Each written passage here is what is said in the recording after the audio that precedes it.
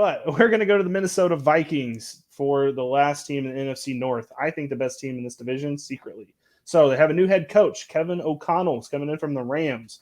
What you should take from that is this team is going to be pass heavy. And I know what you're thinking to yourself. Well, Billy, that's weird. They have Justin Jefferson. Weren't they already pass heavy? This is that ceiling raising for Justin Jefferson. So just putting that out there.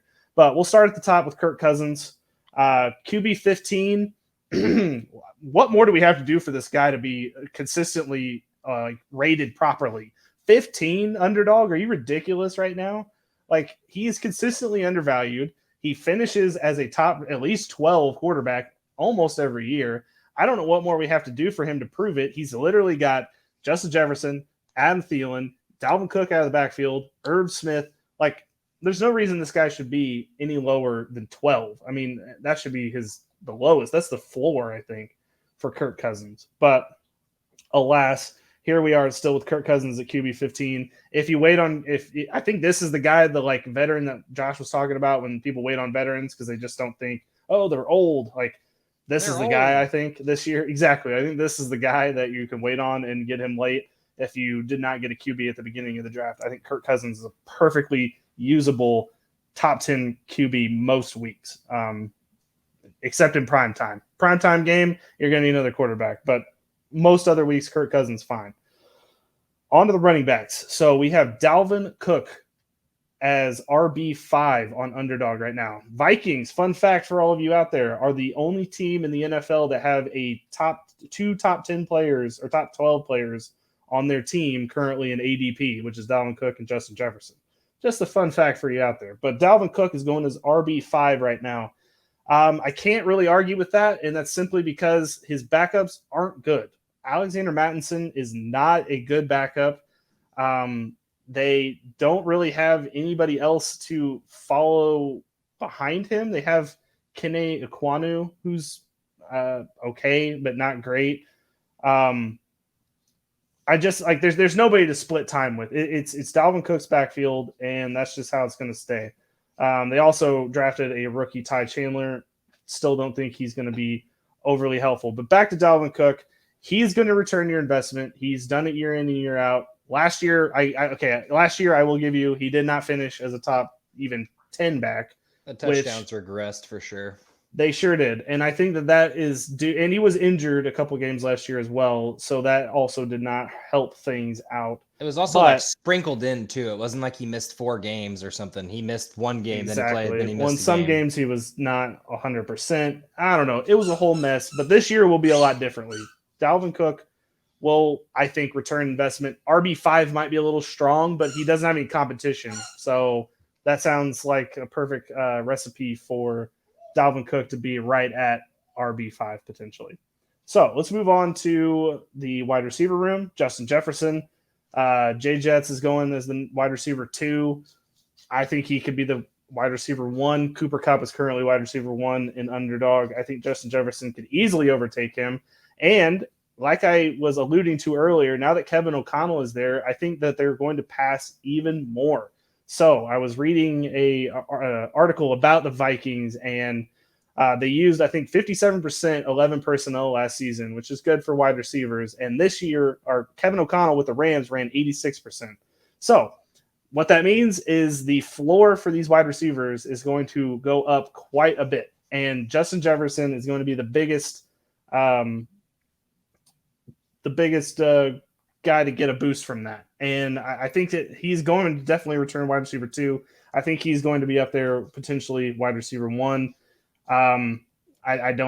He could potentially finish as the best player in college football, best player in fantasy football this year.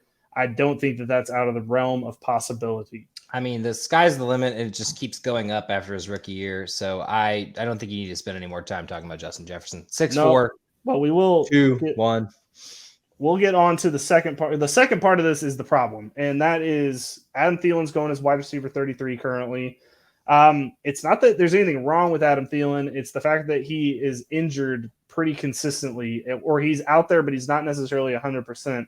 That does not mean good things for Justin Jefferson, but Justin Jefferson can beat any coverage. So it's not like he's going to be hurt by anything like that. But with no other pass catchers out there, all those if you're going to grab Adam Thielen or whoever would be the pass catcher number 2 on this team, you'll have to know that, the targets might not be there as much. So Adam Thielen, I got to interrupt you here because I 100% disagree with you on this. Adam Thielen is not what he used to be in 2017, 2018. He's not putting up 1,300 yards anymore. That's reserved for Justin Jefferson. But this man's going to go out there and give you 800 yards and probably double-digit touchdowns because that's what he does. And Kirk Cousins has a huge rapport with him. You're getting him as what, wide receiver 30? He's been wide receiver 10 2 years ago. I mean, he's had some injured years, but he goes out there and plays. And I think there's something to be said about that. He's still got a couple of years left under his belt. I mean, this might be the year he just hangs it up after they have a chance to get to the playoffs and maybe a Super Bowl run. I highly doubt it, but Thielen, on the other hand, I'm all about him. I'm grabbing him in any league I can. 100%. I love where he's going. Well, that's fine. I disagree, but that's why I'm going to bring up the next person on this list, and that's KJ Osborn. He's going as wide receiver 66.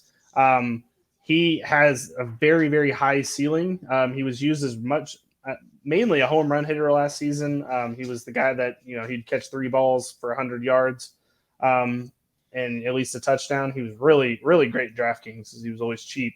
But I think if Adam Thielen misses time, this can only mean good things for KJ Osborn. I think that he's somebody that you need to be, bolstering the back end of your fantasy football teams with. I think this guy could potentially be a weak league winner. I think he's not only in line for more targets under the offense, even with Thielen in the lineup, but if Thielen's for some reason out or missing time or not 100%, the biggest beneficiary of that is going to be KJ Osborn. So for that reason, I think KJ Osborn might be the guy that you grab really late and could end up winning you the entire league.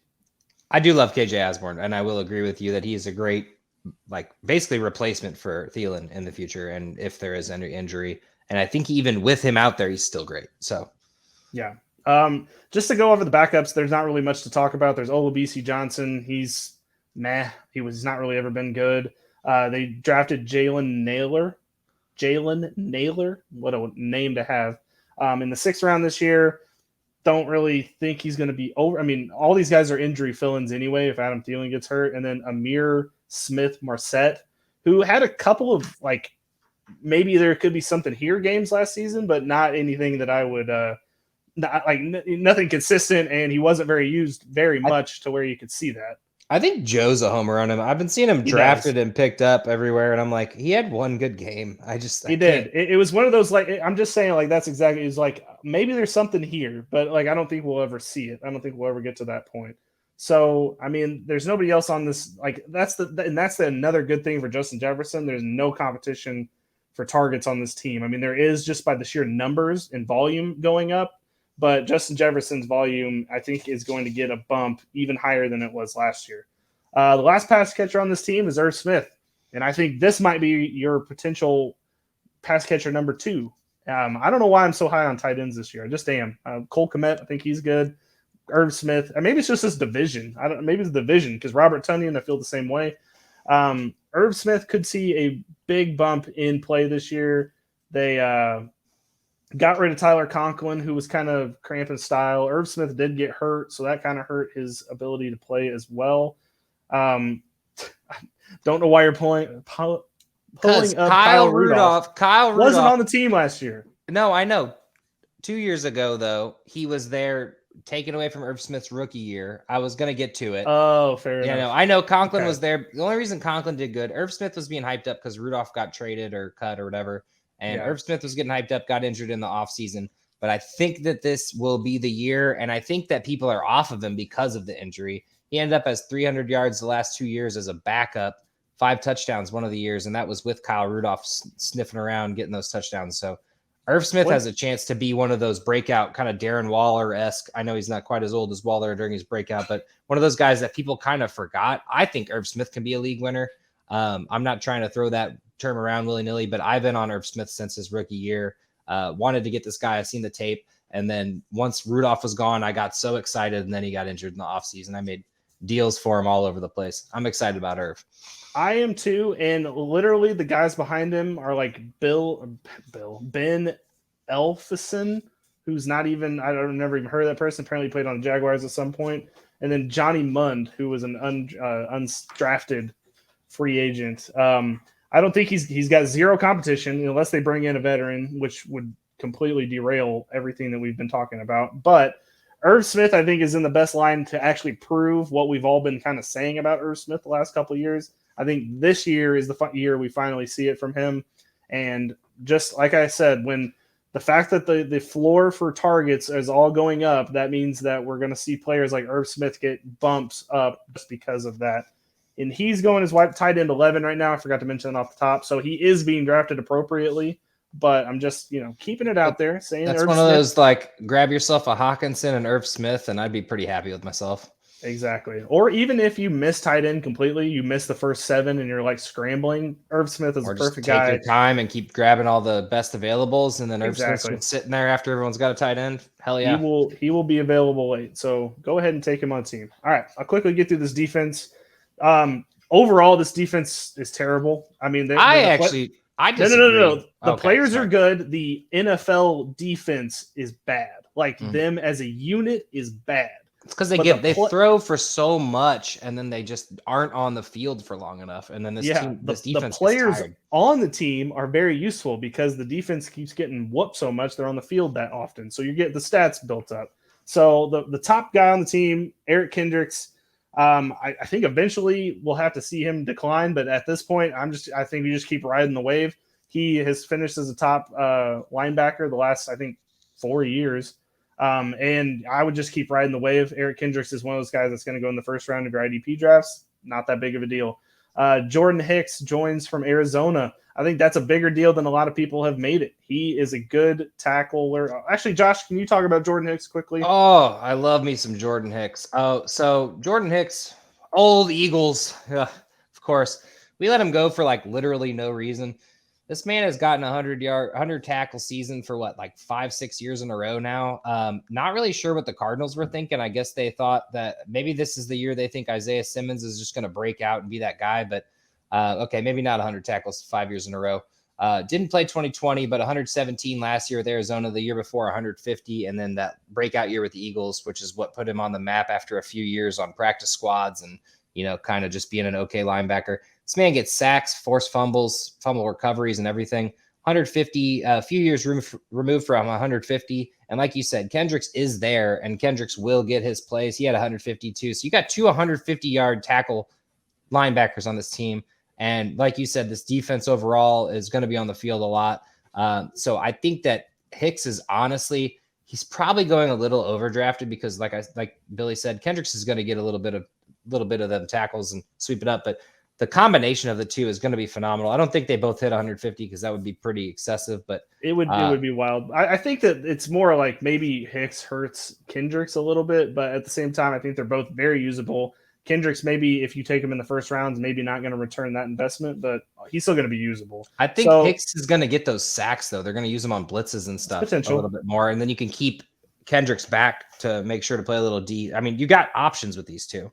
That's what you're hoping for. The rest of this defense is Za'Darius Smith, so he's coming over from Green Bay. Good edge rusher. He's been solid the past couple of years. I think he's very usable. Danielle Hunter, finally healthy again. He's been very usable as a potential sack getter on this team. I wouldn't really mess with any of the nose tackles. I think you can look elsewhere. Dalvin Tomlinson has been okay, I guess, if you want to use a D tackle from the team.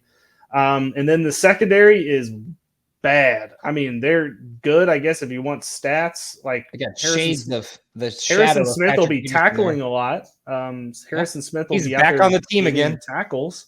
So I guess if you're looking at that kind of thing, he'll be okay. But like Patrick Peterson is burnt toast. Lewis Cine is the newest. He is the rookie that they drafted. And he should be usable as a free safety. I think that I would wait and see because I still think this defense is bad. So I don't know how exactly effective he might be, but, take him. Cam Dantzler, burnt toast. I mean, I feel bad with the secondary. They're going to get just, I don't know, taken out pretty easily. I do like Harrison Smith. He's a little older for the safety side, but he does just sweep up on those tackles and he makes plays. But yeah, no, your real money's at the linebacker position. They got defensive linemen of their former glory, hopefully to kind of get something going on that edge rush. Didn't they have someone? Who did they lose? Who is their big edge rusher on the Vikings that has been there for years? I feel like we're missing someone here. Danielle Hunter. Never mind. We did talk. He's about on him. the team. All right, never mind. He's OLB. That always throws me off, man. I'm sorry. Yeah, they don't put edge rusher for some reason. I mean, there's some people there. They can really get some. They could get after the quarterback a little bit, but there's not a lot of depth. I'm not sure what these younger guys are going to look like, but Harrison Smith and the linebackers, and then maybe Danielle Hunter. I'm out on Za'Darius Smith. I had him in Dynasty, and you're thinking of Everson Griffin, by the way. Everson Griffin. That's who you're thinking of. They're missing someone here, but yeah, no, I mean it's like you said, it's good on paper, but like for some reason the stats don't come. I think it's because they throw the ball too much and they don't keep the ball. Yeah, I mean, like I said, on like fantasy purposes, IDP purposes, usable players. In real life football, this defense is not good, and I mean, the thing is, the offense is going to be good, so I guess that's just going to have to make up for it. But